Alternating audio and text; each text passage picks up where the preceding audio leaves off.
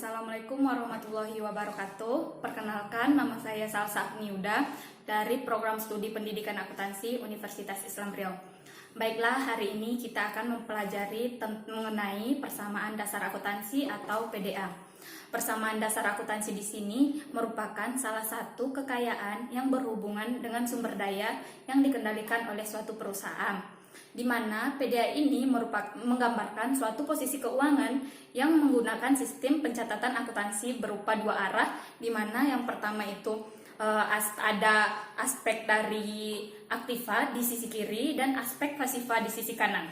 Selanjutnya itu ada unsur persamaan dasar akuntansi. Yang pertama unsurnya itu ada aset, yang kedua ada liabilitas, yang ketiga ada ekuitas. Di mana yang pertama itu ada aset di sini sama dengan harta. Harta berupa harta lancar, atau disebut dengan aset lancar, aset tetap, aset tak berwujud, investasi jangka panjang, dan aset lancar lainnya. Yang kedua ada liabilitas. Liabilitas di sini adalah utang, di mana utang di sini terbagi dua. Yang pertama ada utang jangka panjang, yang kedua ada utang jangka pendek. Yang terakhir itu ada ekuitas. Ekuitas di sini merupakan modal dari suatu pendapatan, beban, dan free fact. Selanjutnya itu rumus dari persamaan dasar akuntansi. Rumusnya yang pertama yaitu ada harta sama dengan modal. Yang kedua itu ada harta sama dengan modal plus utang. Yang ketiga ada harta sama dengan modal plus utang sama dengan pendapatan dikurang dengan beban.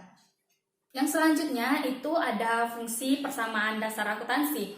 Fungsi diadakannya persamaan dasar akuntansi ini yaitu untuk mengetahui suatu perubahan kekayaan yang terjadi antara transaksi dalam perusahaan tersebut. Selanjutnya yaitu ada pengaruh transaksi yang dapat mempengaruhi persamaan dasar akuntansi.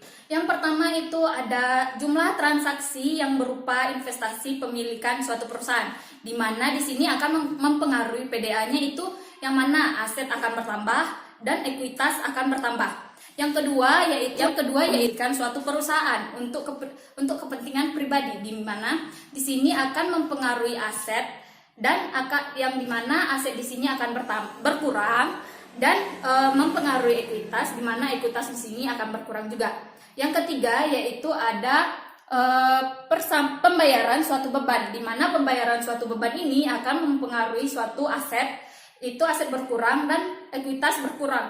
Yang selanjutnya itu ada penerimaan pendapatan, di mana penerimaan pendapatan di sini akan mempengaruhi suatu aset dan mempengaruhi suatu aset yang bertambah dan ekuitas yang bertambah. Selanjutnya yaitu pembayaran liabilitas atau pembayaran suatu utang, di mana aset di sini akan berkurang, liabilitas akan berkurang juga. Itu ada pembelian kredit, di mana pembelian kredit ini itu aset dan ekuitas sama-sama bertambah.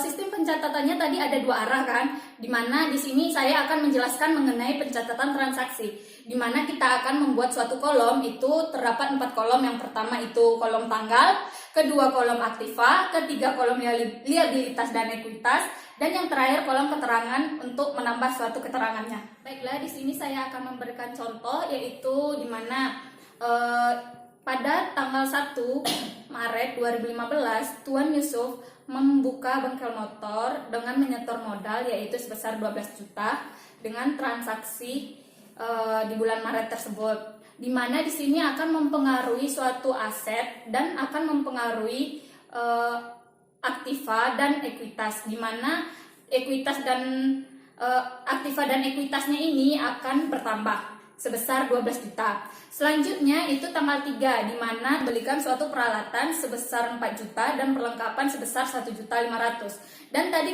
udah disampaikan yang pertama di aktiva itu 12 juta dan di bagian ekuitas itu 12 juta juga. Dan selanjutnya itu di tanggal 3 tadi dia membelikan suatu peralatan itu sebesar 4 juta, di mana ditulis di bagian aktiva tapi di bagian akun peralatan. Dan selanjutnya itu tadi di bagian perlengkapan 1.500.000 di bagian aktivanya. Dan di bagian ekuitas dia akan digabungkan berapa jumlah dari 4 juta ditambah dengan 1.500.000 jadi 5.500.000 di bagian ekuitasnya. Dan saldo akhirnya itu akan ditambahkan dengan dari aktiva tadi.